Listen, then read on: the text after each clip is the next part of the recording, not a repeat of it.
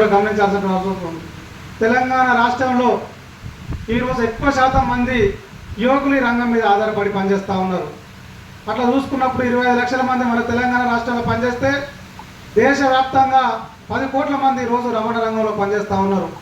ఈ 10 కోట్ల మంది డీసీఎల్ నడుపుతూ ఉన్నారు, కార్లు నడుపుతూ ఉన్నారు, లారీ నడుపుతూ ఉన్నారు, హార్వెస్టర్ నడుపుతూ ఉన్నారు, వరికోత మిషన్ నడుపుతూ ఉన్నారు, జేసీబీలు నడుపుతూ ఉన్నారు, ఆటోలు నడుపుతూ ఉన్నారు, కార్లు నడుపుతూ ఉన్నారు, అంబులెన్సులు, స్కూల్ బస్సులు, ఆర్టీసీ బస్సులు, ఆర్టీసీలు, అద్దె బస్సులు, ఇలా రకరకాల వాహనాలు నడుపుకుంటూ ఈరోజు తమ కుటుంబాలను తమ పోషణను గడుపుతున్నటువంటి పరిస్థితి ఉంది.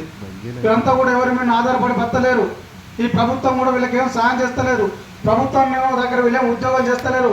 నెల కాగానే వీరి అకౌంట్లో జీతం ఇస్తలేదు.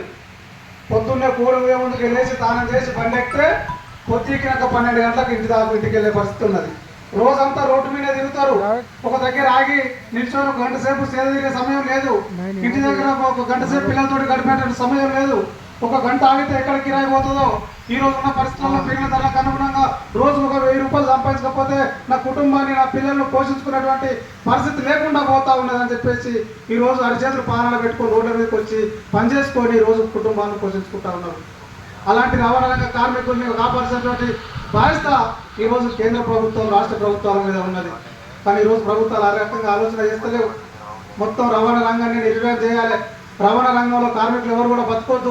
ఈ రవాణా రంగాన్ని మొత్తం కూడా తీసుకొని పెద్ద పెద్ద కంపెనీలలో చెప్తే వాళ్ళ దగ్గర వీళ్ళు కూలీలుగా పనిచేయాలి తప్ప వీళ్ళు సొంతంగా పనిచేసి సొంతంగా సంపాదించుకోవద్దని చెప్పేసి ఈరోజు ప్రభుత్వాలు ఆ రకమైనటువంటి దాడులు మన మీద చేస్తూ ఉన్నాయి. అందుకోసం ఇంతకుముందు చెప్పారు, గతంలో 2019లో మోటార్ వాహన చట్టాన్ని ఈరోజు మోడీ ప్రభుత్వం తీసుకొని వచ్చింది. గతంలో కూడా మోటార్ వాహన చట్టం ఉండే. ఆ చట్టం ఎందుకుండే? కార్మికులకు ఉపయోగపడే విధంగా ఉండే. కానీ మోడీ వచ్చినాక ఏం చేసిండు? ఈరోజు ప్రమాదాలు జరుగుతూ ఉండే.